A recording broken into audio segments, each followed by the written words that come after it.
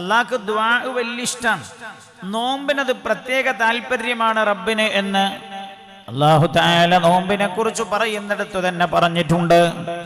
മഹാനായ നബിയുനാ മുഹമ്മദ് മുസ്തഫ സല്ലല്ലാഹു അലൈഹി വസല്ലമ തങ്ങൾ പഠിപ്പിക്കുകയാണ്, ലൈസ ശൈഉൻ അക്റമ അലല്ലാഹി മിനദ് ദുആ. മഹാനായ നബിയുനാ മുഹമ്മദ് മുസ്തഫ സല്ലല്ലാഹു അലൈഹി വസല്ലമ തങ്ങൾ പറഞ്ഞത്, ലൈസ ശൈഉൻ അക്റമ അലല്ലാഹി മിനദ് ദുആ. ദുആയേക്കാൾ അല്ലാഹുവിന് ഇഷ്ടമുള്ള ഒന്നുമില്ലേ ഇല്ല എന്ന് മുഹമ്മദ് മുസ്തഫ. ദുആയേക്കാൾ അല്ലാഹുവിന് ഇഷ്ടമുള്ള ഒന്നുമില്ലേ ഇല്ല. ദുആ അല്ലാഹുവിന് വലിയ ഇഷ്ടമാണ് എന്നാണ് സൂചിപ്പിച്ചത്. മുത്തുനബി സല്ലല്ലാഹു അലൈഹി വസല്ലമ തങ്ങൾ അല്ലാഹുവിന് ഏറ്റവും ഇഷ്ടമുള്ള കർമ്മമാണ് ദുആ എന്ന് പഠിപ്പിക്കുക മാത്രമല്ല, ആ ഹബീബിലൂടെ എല്ലാ ഇബാദത്തിന്റെയും മർമ്മമാണ് ദുആ എന്ന് പഠിപ്പിച്ചു. അല്ലാഹുവിന്റെ ഹബീബ് പറഞ്ഞില്ലേ, മുഖുൽ അദ്ദുആ മുഖുൽ ഇബാദ. പ്രാർത്ഥന ഇബാദത്തുകളുടെ ബ്രെയിനാണ്, തലച്ചോറാണെന്ന് മുഹമ്മദ് മുസ്തഫ സല്ലല്ലാഹു അലൈഹി വസല്ലം. നിസ്കാരം ദുആയാണ്. സ്വലാത്ത് എന്നുള്ള പദം തന്നെ ഭാഷാർത്ഥം പ്രാർത്ഥന എന്നാണ്. സ്വലാത്ത്, ഹയ്യ അലസ് സ്വലാ. 5 നേരം പള്ളികളിൽ നിന്ന് വിളിച്ചു പറയാറുണ്ട്, ദുആ ചെയ്യാൻ വരൂ, പ്രാർത്ഥിക്കാൻ വരൂ എന്നാണ് അതിന്റെ ഭാഷാർത്ഥം വരുന്നത്. സാങ്കേതികമാണ്. നിസ്കാരത്തിന് തക്ബീറത്തുൽ ഇഹ്റാം കൊണ്ട് തുടങ്ങി സലാം കൊണ്ട് അവസാനിക്കുന്ന വാക്കുകൾക്കും പ്രവൃത്തികൾക്കുമാണ് നിസ്കാരം എന്ന് പറയുന്നത്. സാങ്കേതികമായ അർത്ഥം അതിൻ്റെതങ്ങനെയാണ്. ഈ നിസ്കാരത്തിൽ പ്രാർത്ഥനയുണ്ട്. അതുകൊണ്ടാണ് നിസ്കാരത്തിന് സ്വലാ, നിസ്കാരമെന്ന പദം തന്നെ ഉപയോഗിക്കപ്പെട്ടതിന്റെ പിന്നിൽ അതിൽ പ്രാർത്ഥനയുണ്ട് എന്ന സൂചന അല്ലാഹു നൽകുകയാണ്. അതേപോലെ ഹജ്ജ് നമുക്കറിയാം, എല്ലാവരും ഹജ്ജ് ആഗ്രഹിക്കുന്നവരാണ്. അല്ലാഹുവേ, ഹജ്ജിനെത്തിച്ചേരാൻ ഞങ്ങൾക്ക് നീ തൗഫീഖ് നൽകണേ റബ്ബേ. ഹജ്ജിന് പോകുന്ന പലരും ഈ സദസ്സിൽ ഉണ്ടാവാനിടയുണ്ട്. അല്ലാഹുവേ, മുടക്കമില്ലാതെ ചെയ്യാനുള്ള തൗഫീഖ് നൽകണേ അല്ലാഹ്. ഹജ്ജിന് നമ്മൾ പോകുന്നത് കാര്യമായി പണി എന്താ? ഹജ്ജിന്റെ ക്ലാസ്സിലൊക്കെ നിങ്ങൾ കേൾക്കാറുണ്ട്, ഹജ്ജില് ചൊല്ലൽ നിർബന്ധമുള്ള ഒന്നുമില്ല, ഒക്കെ ചെയ്യലാണെന്ന്. എന്തുകൊണ്ടാണ് അല്ലാഹു ചൊല്ലൽ നിർബന്ധമുള്ള ഒന്നും അല്ലാഹു നിശ്ചയിക്കാതിരുന്നത്? ആവശ്യമുള്ളതെല്ലാം ദുആ ചെയ്യാൻ അല്ലാഹു നൽകുന്ന അവസരമാണത്. അറഫയിൽ 1 സെക്കൻഡ് നിൽക്കണം ഹജ്ജ് ലഭിക്കണമെങ്കിൽ, ഇല്ലെങ്കിൽ 1 സെക്കൻഡെങ്കിലും നിൽക്കണം അറഫയിൽ ഹജ്ജ് ലഭിക്കണമെങ്കിൽ ഉള്ള നിബന്ധന അതാണല്ലോ. അറഫയിലെ ഹജ്ജിന്റെ പ്രധാന അമലാണ് അറഫയിൽ നിൽക്കുക എന്നത്. അറഫയെ കുറിച്ച് അല്ലാഹുവിന്റെ ഹബീബ് പറഞ്ഞത്, അറഫയിൽ വെച്ചൊരാൾ ദുആ ചെയ്താൽ ആ ദുആക്ക് അല്ലാഹു ഉത്തരം കൊടുത്തിട്ടില്ല എന്ന് വിശ്വസിക്കലാണ് ഏറ്റവും വലിയ തെറ്റെന്ന്. അപ്പൊ ഹജ്ജിൽ ദുആയുണ്ട്. ഹജ്ജ് മുഴുക്കയും പ്രാർത്ഥനയാണ്, നിസ്കാരം ദുആയാണ്. സക്കാത്തിൽ വരെ അല്ലാഹു തആല പറഞ്ഞത് ഹബീബായ നബിയോട്, യാ റസൂലല്ലാഹ്, അങ്ങ് ജനങ്ങളുടെ കയ്യിൽ നിന്ന് സക്കാത്ത് വാങ്ങിയാൽ അവർക്ക് ദുആ ചെയ്തു കൊടുക്കണം. കാരണം അങ്ങയുടെ പ്രാർത്ഥന സക്കനുല്ലഹും, അവർക്ക് വലിയ സമാധാനം ലഭിക്കാൻ ഇടവരും എന്ന് വിശുദ്ധ ഖുർആനിൽ അല്ലാഹു പറഞ്ഞിട്ടുണ്ട്. സക്കാത്തിൽ ദുആയുണ്ട്, ഹജ്ജിൽ ദുആയുണ്ട്, നിസ്കാരത്തിൽ ദുആയുണ്ട്. അദ്ദുആഉ മുഖുൽ ഇബാദ. ഇബാദത്തുകളുടെ തലച്ചോറാണ്, ബ്രെയിനാണ് പ്രാർത്ഥന എന്ന് നബിയുനാ റസൂലുള്ളാഹ് സ്വല്ലല്ലാഹു അലൈഹി വസല്ലം.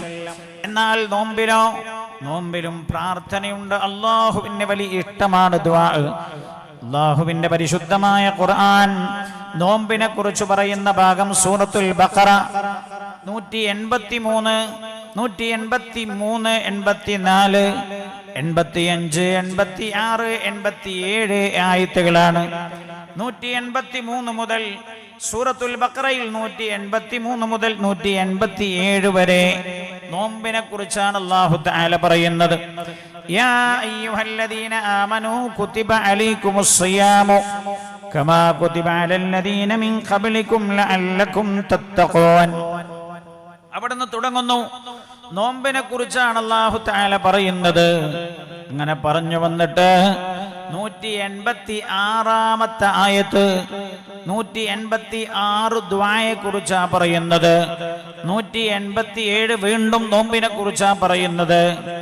അതായത് റമദാനെ കുറിച്ച് പറയുന്നതിന്റെ ഇടയിലാണ് അല്ലാഹു ദുആയെ കൊണ്ടുപോയി വെച്ചിരിക്കുന്നത്.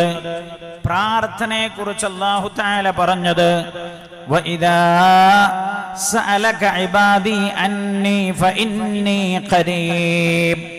ഹബീബായ നബിയെ, എന്നെ കുറിച്ച് എന്റെ അടിമകൾ അങ്ങയോട് ചോദിച്ചാൽ അങ്ങ് പറഞ്ഞു കൊടുക്കണം, ഇന്നി ഖരീബ്, ഞാൻ അവരോട് അടുത്തുണ്ട് എന്ന് പറഞ്ഞു കൊടുക്കണം. യാ റസൂലല്ലാഹ്, അല്ലാഹനെ നമ്മൾ കണ്ടിട്ടില്ലല്ലോ, അല്ലാഹനെ നമുക്ക് പരിചയപ്പെടുത്താനല്ലേ ഹബീബായി നബിയുനാ റസൂലുള്ളാഹി സല്ലല്ലാഹു അലൈഹി വസല്ലമ തങ്ങൾ വന്നത്.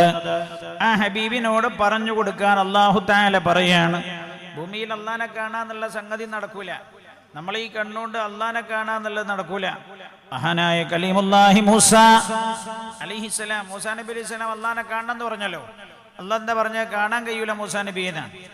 മൂസാ നബി അലൈഹിസ്സലാം ഒറ്റരിക്ക റബ്ബിനോട് പറഞ്ഞു, പഠിച്ചോനെ, ചാർ ചീസ് ബൂദേ ചാർ ചീസ് നബൂദേ, 4 കാര്യം ഉണ്ടാവുകയും 4 കാര്യം ഇല്ലാതിരിക്കുകയും ചെയ്തെങ്കിൽ എത്ര നന്നായിരുന്നു.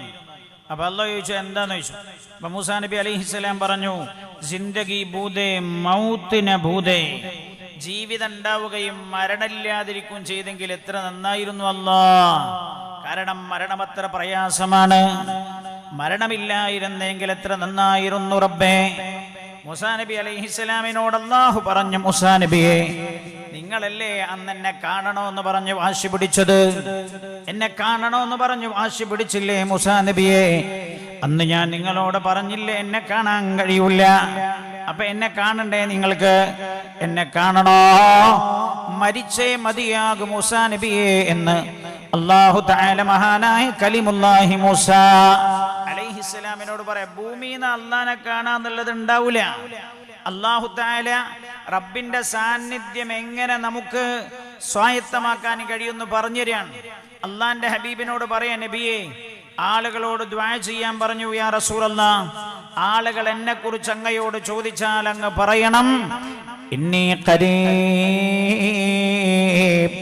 ഞാൻ അവരുടെ അടുത്തുണ്ട് എന്ന് പറയണം. യാ റസൂലല്ലാഹ്, ഉജീബു ദഅവത്തദ് ദാഇ ഇദാ ദഅാൻ, ആരെന്നോട് ദുആ ചെയ്താലും അവരുടെ ദുആക്ക് ഞാൻ ഉത്തരം കൊടുക്കുന്നും പറഞ്ഞേക്ക് നബിയെ. റസൂലുള്ളാഹിനോട് അല്ലാഹു തആല റബ്ബിനെ കുറിച്ച് പറയാൻ ഇവിടെ നമ്മൾ മനസ്സിലാക്കേണ്ട ഒരു കാര്യം, ഈ ആയത്ത് അല്ലാഹു തആല കൊണ്ടുപോയി വെച്ചത് പരിശുദ്ധമായ റമദാനെ കുറിച്ച് പറയുന്നതിന്റെ ഇടയിലാണ്. 2-3 കാര്യങ്ങൾ നമ്മൾ ശ്രദ്ധിക്കണോ. റമദാനെ കുറിച്ച് പറയുന്നതിന്റെ ഇടക്കാണ് അല്ലാഹു ദുആയെ കുറിച്ച് പറഞ്ഞത്. ഇത് കഴിഞ്ഞാലുള്ള ആയത്തേതാ? ഉഹില്ല ലക്കും ലൈലത്തുസ് സിയാമിർ റഫതു ഇലാ നിസാഇകും, നോമ്പിനെ കുറിച്ച് തന്നെയാണ് പിന്നെയും പറയുന്നത്. അപ്പൊ നോമ്പിനെ കുറിച്ച് പറയുന്നതിന്റെ ഇടക്ക് അല്ലാഹു ദുആയെ കുറിച്ച് പറഞ്ഞത്, ഒന്ന്, റമദാനിൽ നിരന്തരമായി ദുആ ഉണ്ടാകണേ എന്ന് ഓർമ്മപ്പെടുത്താനാണ്. റമദാൻ നൽകുന്ന ഒരുപാട് സന്ദേശങ്ങളുണ്ട്, എല്ലാം കൂടെ ഒന്നും ഇന്നലെ പറയാൻ പറ്റിയിട്ടില്ല. റമദാനിൽ പ്രധാനമായി ദുആ ഉണ്ടാകണേ എന്ന് ഓർമ്മപ്പെടുത്തുകയാണ് അല്ലാഹു. മാത്രമല്ല അല്ലാഹു തആല ഞാൻ നിങ്ങളോട് അടുത്ത് നിൽക്കുന്നു എന്നാണ് ഈ ആയത്തിൽ പറഞ്ഞത്. അതിൽ മറ്റൊരു സൂചനയുണ്ട്, റമദാനാകുമ്പോൾ ഒന്നുകൂടെ അല്ലാഹു തന്റെ അടിമകളോട് ചേർന്നുണ്ടാകുമെന്നതിന്റെ സൂചനയാണ്. പരിശുദ്ധമായ റമദാൻ അല്ലാഹുവിലേക്ക് തിരിച്ചു നടത്തൽ, അല്ലാഹുവിലേക്ക് തിരിച്ചുപോക്ക് നടത്താൻ ഉദ്ദേശിക്കുന്ന ആളുകൾക്ക് ഏറ്റവും പറ്റിയ ദിവസങ്ങളാണ്, ദിനരാത്രങ്ങളാണെന്ന് അല്ലാഹു ഓർമ്മപ്പെടുത്തിയതാണ്. മറ്റു മാസങ്ങളിൽ തൗബ ചെയ്യുന്നതിനേക്കാൾ അല്ലാഹു തൗബ സ്വീകരിക്കാൻ എളുപ്പമാണ് റമദാൻ. മറ്റു മാസങ്ങളിൽ അല്ലാഹുവിനോട് ചെയ്യുന്ന ദുആകൾ ഇജാബത്തുള്ള ദുആയാണ് പരിശുദ്ധമായ റമദാനിലെ ദുആ. ഇങ്ങനെ ഒരുപാട് സൂചനകൾ ആ ആയത്തിൽ അല്ലാഹു തആല തരുന്നുണ്ട്.